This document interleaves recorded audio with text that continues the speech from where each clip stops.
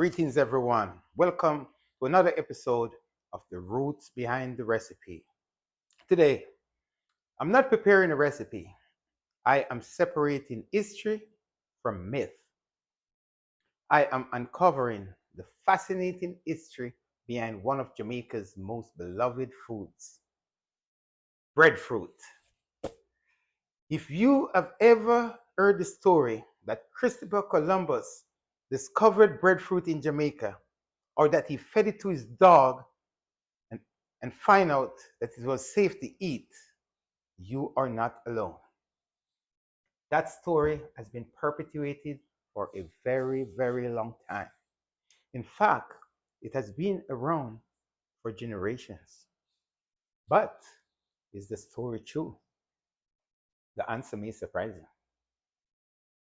The real history of breadfruit is far more fascinating, far more remarkable.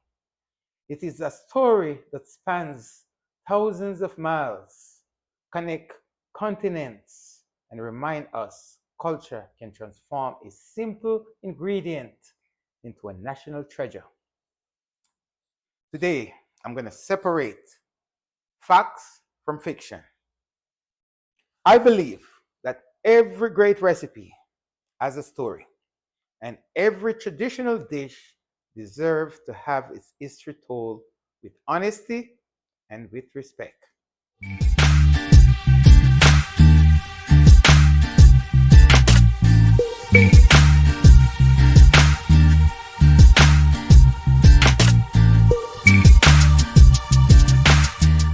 So, the narrative goes something like this.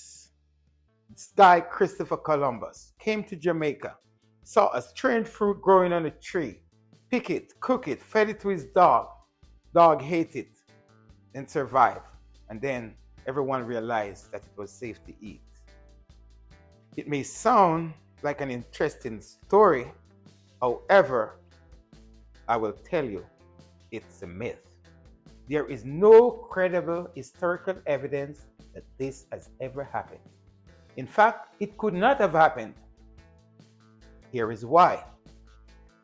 Breadfruit was not growing in Jamaica when Christopher Columbus arrived there in 1494. It was not in Jamaica at all. Breadfruit is native to the Pacific Islands, including places like New Guinea, Indonesia, and the Polynesia. For thousands of years, Pacific Islanders cultivated breadfruit as one of the most important staple food in their culture. They roasted it, boiled it, they baked it, fermented it, ground it and make it into flour. And this was long, long before Europeans ever crossed the Atlantic Ocean. Breadfruit was already feeding entire communities across the Pacific before Christopher Columbus came. So, if breadfruit was not in Jamaica, how did it get there? The answer may surprise you. The answer takes us nearly 300 years after Christopher Columbus landed in Jamaica. Actually, in 1793, a British naval officer named Captain William Blaine brought breadfruit plants from the South Pacific to the Caribbean. This is the same William Bligh who became famous because of the immunity on the bounty. Google that term and you'll see the story. The British government wanted an inexpensive, high-yielding food to feed enslaved African people working on the sugarcane plantation in the Caribbean. That was the original purpose for introducing breadfruit to Jamaica. Many enslaved Africans were not eager to embrace it at first. It was unfamiliar to them. It was not part of the food they had known before arriving in the Caribbean.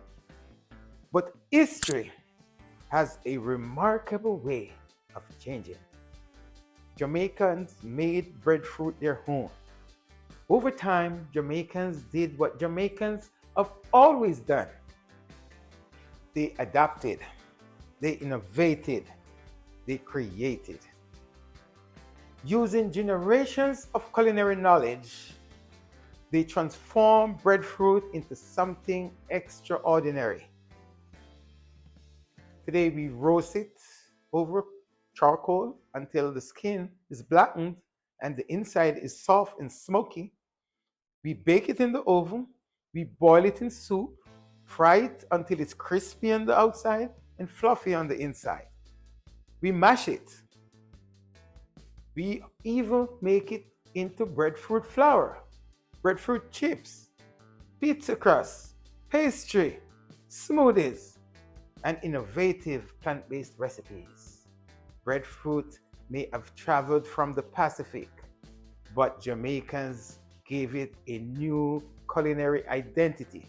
One of the reasons that breadfruit became such an important part of the Jamaican life is because the breadfruit tree itself.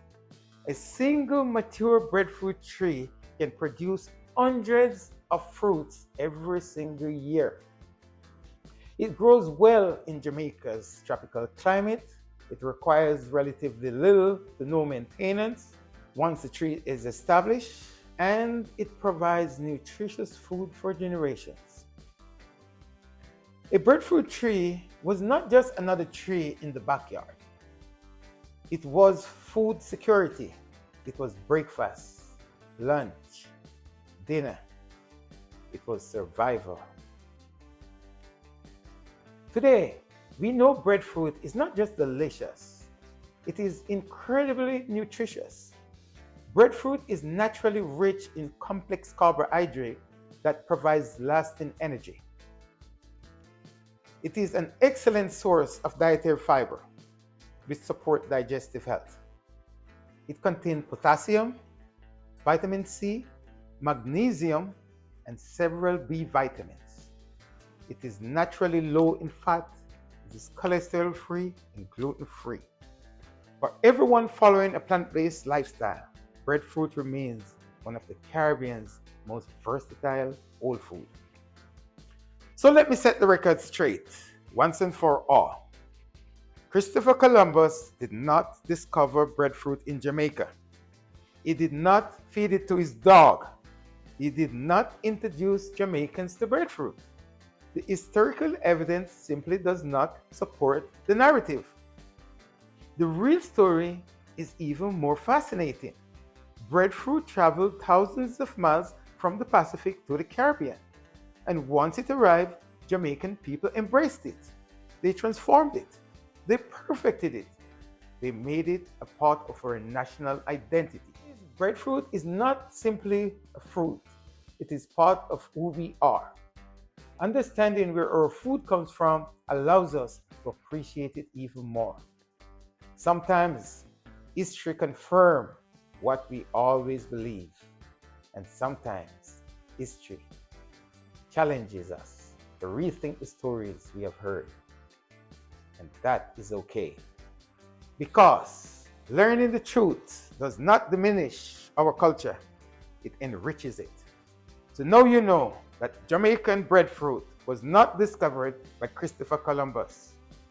Jamaicans make breadfruit into a staple, what it has become. And that's the roots behind the recipe. If you enjoyed today's episode of The Roots Behind the Recipe, please take a moment to like the video, share the video, comment, and subscribe to the channel. I also would love to hear from you. What's your favorite way to enjoy breadfruit? Is it roasting, boiling? Do you like to fry it in soup? Or you have created your own unique recipe? Leave your answer in the comment section below. Until next time, thank you for joining me for another episode of The Roots Behind the Recipe. And as always, remember, vegetarian by nature, flavors by tradition.